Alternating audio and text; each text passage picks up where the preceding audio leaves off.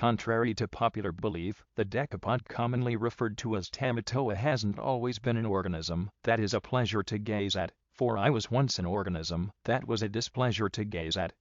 But at this time, I have come to the conclusion that I have the emotional and mental capabilities to become as optimistic as a Cerdacnagigas, or commonly called the clam. This is because now I am a pleasure to look at. For I need to ask you one question.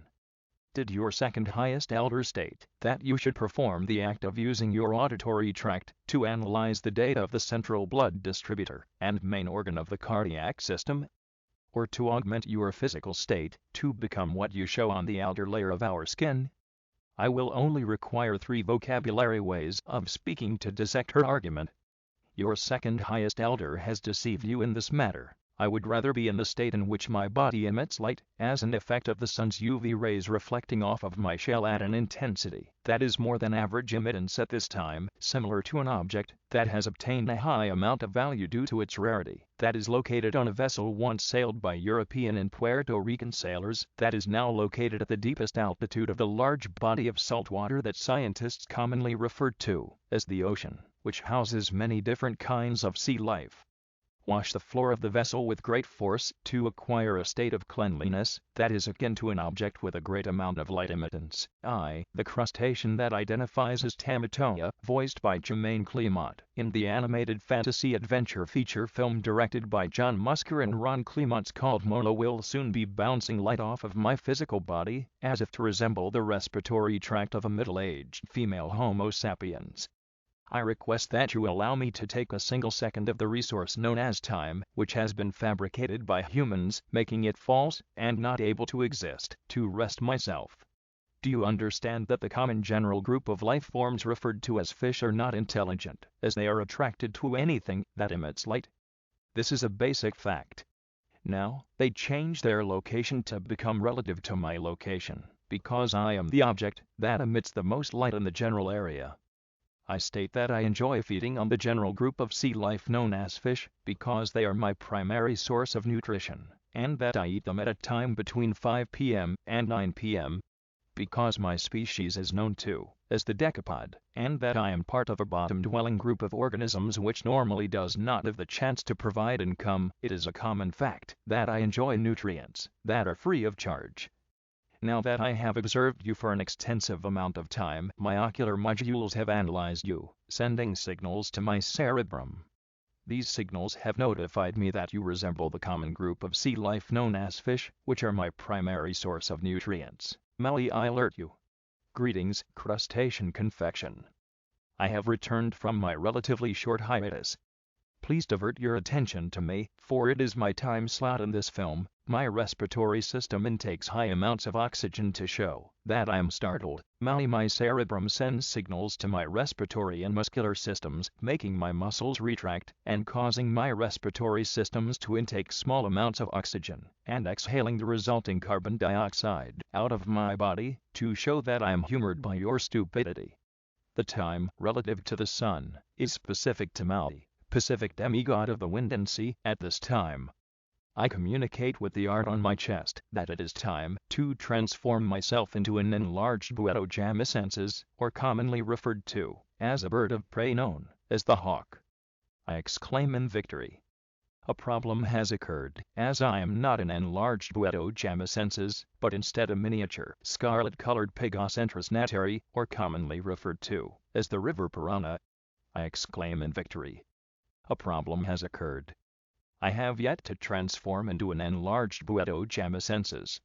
There appears to be a technical issue in my fishing hook, powered by Russian black magic. It appears that the Pacific demigod Maui appears to be having trouble with his appearance. For this sudden mishap, I will proceed to taunt you. You are a half-circle, partial, miniature deity. I exclaim, as a result of pain, a feeling augmented by my cerebrum, to alert my body that it is in danger. Can you acquire the instrument used to harvest fish? Do you understand? You are unable to perform your standard adult human male. Yet, it is necessary that I give you credentials for my beginning act, and the art that is drawn using permanent body ink on the outside of the top layer of your skin is similar to my appearance, because I use objects that have obtained a high amount of wealth to cause my appearance to have an artistic quality to it. I am unable to disguise my body, because my body emits light as an effect of the sun's UV rays reflecting off my shell at an intensity that is more than average emittance at this time.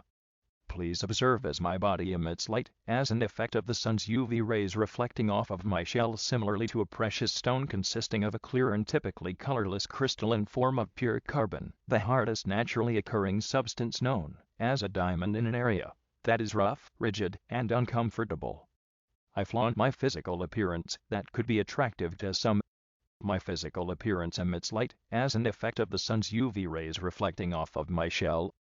Even though you have enlisted the assistance of your most powerful platoons, they will be unable to breach my defenses.